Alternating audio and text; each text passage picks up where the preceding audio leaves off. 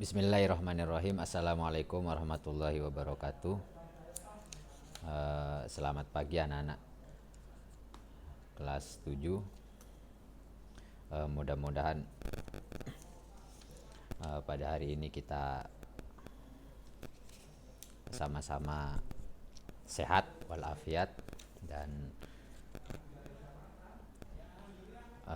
apa yang terjadi saat ini mudah-mudahan cepat disembuhkan oleh Allah dan diselamatkan oleh Allah. Kita semua, ya. Kita, guru-guru kita, bapak ibu kita, dan semua yang kita cintai, kita sayangi, semuanya selamat. Amin. Sekarang dibuka halaman 47 untuk LKS-nya. Di buku paket bisa kalian buka halaman 241. Ini pertemuan pertama. Memang saya buat live seperti ini karena bagi saya itu kurang puas untuk memberikan pemahaman yang optimal untuk kalian semua, karena ini tentang sejarah soalnya gitu loh. Baiklah, bismillahirrahmanirrahim. Khulafaur Rasyidin. Pengertian Khulafaur Rasyidin, kata khalifah itu, jadi Khulafaur Rasyidin itu berasal dari dua kata. Khulafa, kalau di dalam bahasa Al-Qur'an itu disebut dengan khalifah, khalifatun, ya. Atau di dalam jamak, arti jamaknya bahasa Arabnya itu khulafa'u. Jadi khalifah itu satu khalifah, ya, satu pemimpin.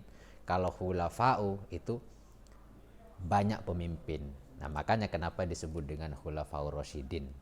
Khulafaur berarti pemimpin-pemimpin gitu loh. Pemimpin-pemimpin. Yang artinya adalah secara bahasa bahwa diartikan khalifah itu adalah pengganti atau pemimpin, ya. Jadi khalifah itu pemimpin gitu. Kemudian kata yang kedua adalah rasyidin.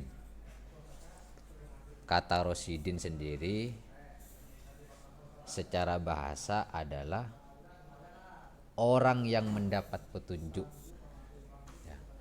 Orang yang mendapat petunjuk sebuah kebenaran. Itulah. Ini secara bahasa. Nah, jadi khulafaur rasyidin berarti pemimpin-pemimpin yang mendapatkan petunjuk. Itu secara bahasa. Nah, tapi dalam konteks di dalam pengertian khulafaur rasyidin ini, yaitu adalah pemimpin-pemimpin yang dulu diangkat oleh para sahabat yang lain pada zaman Nabi. Kalau sekarang udah nggak ada. Jadi kalau sekarang itu merujuk kepada pemimpin-pemimpin itu udah nggak ada gitu loh. Karena yang namanya zaman khalifah itu sudah nggak ada, sudah dihapus, ya. Nah, itu. Kemudian kata khalifah sendiri kalau kita merujuk kepada berdasarkan dalil nakli di dalam Al-Qur'an, yaitu khalifah, pemimpin, yaitu kita sendiri, manusia ini. Kita ini pemimpin yang ditunjuk oleh Allah untuk memimpin bumi gitu loh. Jadi memimpin dunia, ya. Kenapa manusia? Ya berdasarkan di dalam surat Al-Baqarah ini, yang di LKS-nya itu ada surat Al-Baqarah ayat 30. Bismillahirrahmanirrahim. Wa idza qala rabbuka lil malaikati inni ja'ilun fil ardi khalifah qalu ataj'alu fiha may yufsidu fiha wa yasfikud dima wa nahnu nusabbihu bihamdika wa nuqaddisu lak qala inni a'lamu ma la ta'lamun. Nah, ini jadi pengertian khalifah kalau kita merujuk kepada Al-Qur'an, khalifah itu sendiri bahwa ketika Allah itu berfirman kepada para malaikat. Jadi Allah ini ngomong kepada malaikat. Allah berkata kepada malaikat, "Wahai para malaikat, aku hendak menjadikan khalifah di bumi." Mereka berkata, "Apakah engkau hendak menjadikan orang yang merusak dan menumpahkan darah di sana, ya Allah?" Jadi ketika Allah berdialog kepada malaikat, "Hai malaikat, saya ini akan menjadikan khalifah, pemimpin gitu loh. Yang akan memimpin bumi." Tapi malaikat itu sedikit protes sama Allah.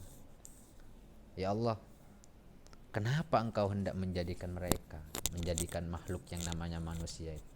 Sedangkan mereka itu merusak dan menumpahkan darah. Ada pertumpahan darah nanti kalau manusia itu memimpin gitu." Ini kata malaikat. "Sedangkan kami, ya Allah," kata malaikat, "kami dari dulu sampai sekarang bertasbih memujimu dan mensucikan namamu." Kemudian Allah berfirman, "Qala inni a'lamu ma la ta'lamun."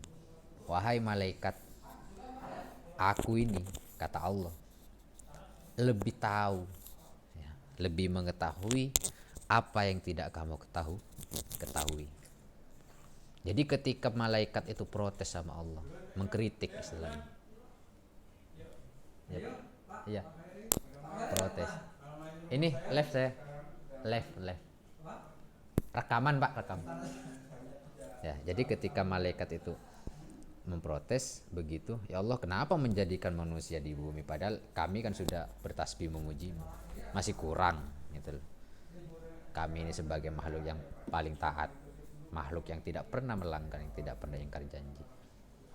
Nah, dijawab oleh Allah bahwa aku ini, kata Allah, qala inni a'lamu ma la ta'lamun. Itu ya. Jadi khalifah, pemimpin di bumi. Nah, kita ini pribadi-pribadi, satu-satu orang, masing-masing dari kita ini adalah pemimpin. Gitu loh.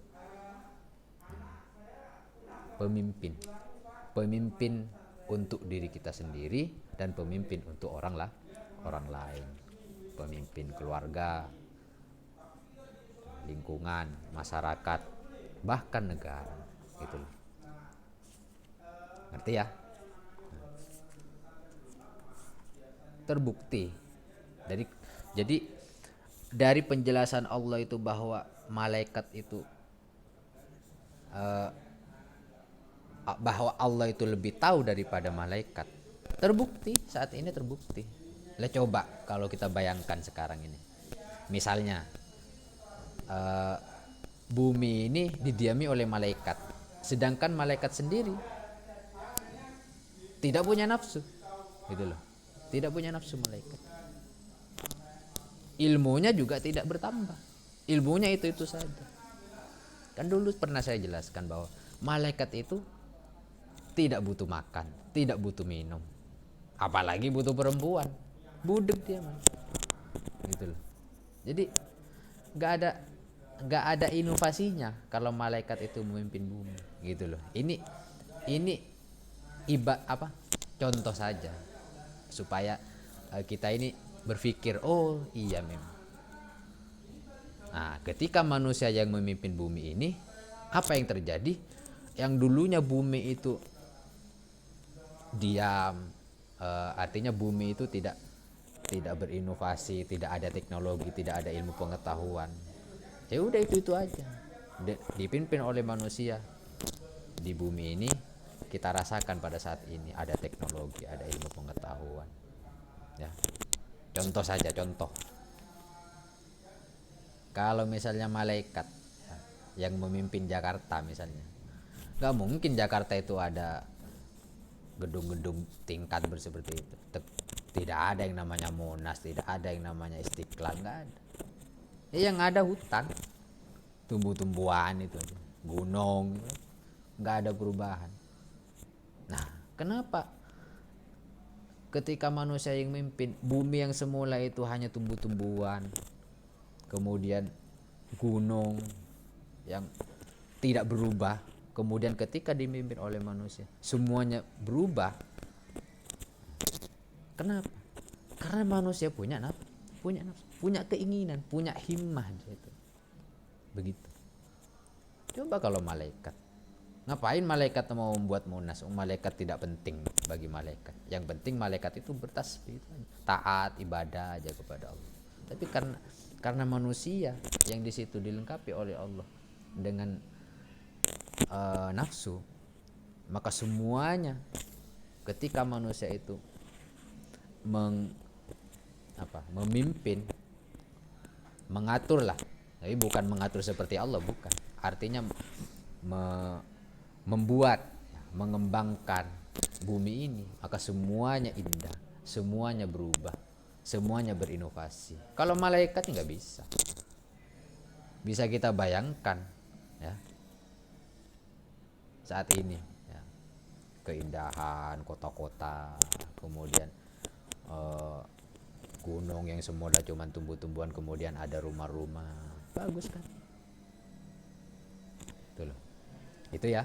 Jadi kalau merujuk kata khalifah di dalam Al-Qur'an itu adalah inni ja'ilun fil ardi khalifah. Jadi aku jadikan di bumi ini khalifah, adalah pemimpin. Ya kita ini manusia.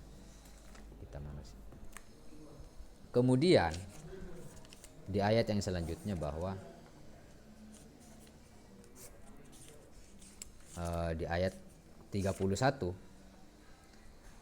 qalu subhanaka la ilma lana illa ma 'allamtana innaka antal alimul hakim. Nah, qala ya adamu ambihum bi asma'ihim falamma amba'ahum bi asma'ihim qala alam aqul lakum inni a'lamu ghaibas samawati wal ardh wa a'lamu ma tubduna wa ma kuntum taktumun wa idza qulna lil malaikati isjudu li adama fasajadu illa iblis aba wastakbara wa kana minal kafirin wa qulna ya adamu uskun anta wa zawjukal jannata wa kula minha ragadan haitsu syi'tuma wa la taqraba hadhihi syajarata fatakuna minadh dhalimin. Jadi intinya begini. Ketika malaikat itu memprotes bahwa Allah itu lebih tahu dari malaikat, malaikat itu kemudian sadar, maha suci engkau ya Allah, tidak ada yang kami ketahui selain apa yang telah engkau ajarkan kepada kami. Sungguh engkaulah yang maha mengetahui dan maha bijaksana. Jadi artinya malaikat itu sadar gitu loh, bahwa malaikat itu adalah hanya makhluk, hanya sesuatu yang diciptakan oleh Allah. Semuanya itu yang menciptakan Allah. Karena dia itu merasa dirinya adalah makhluk yang harus tunduk kepada Allah, maka dia mengucapkan subhanallah ilma lana, maha suci engkau ya Allah. Itulah. Kemudian khalifah di sini pertama kali Allah menciptakan khalifah, ya, menciptakan khalifah manusia pertama kali yang diciptakan oleh Allah yaitu adalah Nabi Adam. Nabi Adam di surga dulu. Nabi Adam itu diciptakan dari tanah liat yang dibentuk serupa seperti kita ini, kemudian ditiupkan roh oleh Allah Subhanahu wa taala ke dalam jasad Nabi Adam. Jadilah Nabi Adam ini ya seperti kita ini, seperti yang saat ini yang ada pada diri kita ini. Kemudian ditiupkan roh di sana. Dan juga karena Nabi Adam itu di surga merasa kesepian, kemudian Nabi Adam itu memohon kepada Allah, ya Allah berikan kami teman hidup istilahnya, kekasih ya. Tapi dulu belum mengenal namanya kekasih, teman saya.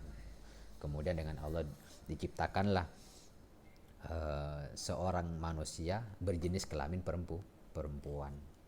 Akan dijelaskan di dalam Diba itu bahwa perempuan itu diciptakan dari tulang sulbinya laki-laki, jadi tulang rusuk yang sebelah kiri. Jadi perempuan dengan laki-laki, laki-laki dan perempuan itu sama-sama nantinya itu berjodoh. Kenapa? Karena perempuan itu adalah tulang sulbinya atau tulang rusuknya laki-laki, pasti ketemu nanti, gitu loh. Gitu. Paham ya? Jadi disitulah kemudian Allah itu mengajarkan kepada Nabi Adam nama-nama benda, ya. Oh, ini satu, ini dua, ini buah huldi, ini tumbuh-tumbuhan, ini tanah, ini itu. Semuanya itu Allah yang mengajarkan. Bahasa pertama kali. Ya tentunya kalau di surga itu ya bahasa Arab gitu loh. Kemudian setelah Nabi Adam dengan Siti Hawa diciptakan, menikah keduanya. Siapa yang menjadi saksi? Allah sendiri. Gitulah. Jadi dinikahkan oleh Allah Subhanahu wa taala. Itu ya, itu saja tentang pengertian khalifah. Jadi khalifah itu secara bahasa adalah pemimpin kalau di sini, pemimpin atau pengganti. Khulafa itu adalah pemimpin. Ini definisi saja ya. Udah itu saja. Mudah-mudahan kalian bisa memahami. Untuk selanjutnya saya bisa jelaskan detail-detailnya tentang, lebih jelas lagi tentang apa sih itu Khulafaur Rasyidin. Untuk pengertian saja ya. Terima kasih. Mudah-mudahan pembelajaran yang terbatas ini bisa bermanfaat untuk kita semua. Amin. Assalamualaikum warahmatullahi wabarakatuh.